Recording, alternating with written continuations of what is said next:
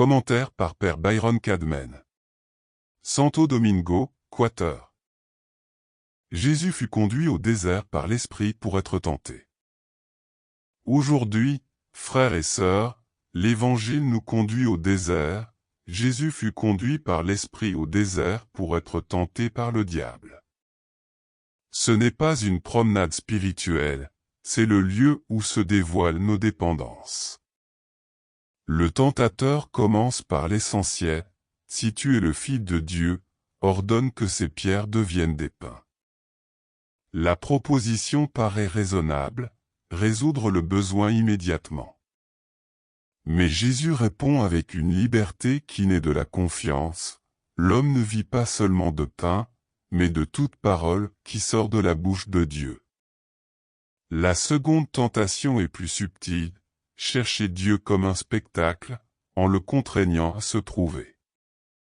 Nous aussi, nous sommes tentés par une foi à l'épreuve. Si tu me réponds, je crois, sinon, je me ferme. Jésus ne négocie pas avec le Père et ne manipule pas le sacré.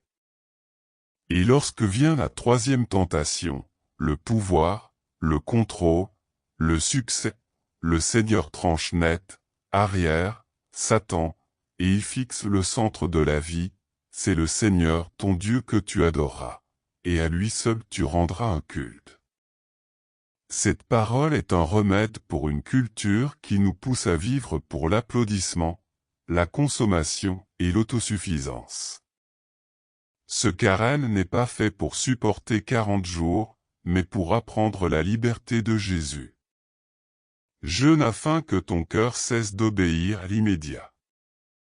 Prie pour écouter la parole qui te soutient. Et si tu te découvres inquiet, rappelle-toi Saint Augustin, notre cœur est sans repos tant qu'il ne repose pas en toi. Comme l'a dit le pape Léon XIV, Dieu nous aime, Dieu vous aime tous, et le mal ne prévaudra pas. L'Évangile se termine par une promesse. Alors le diable le quitte. Et voici que des anges s'approchèrent et le servaient.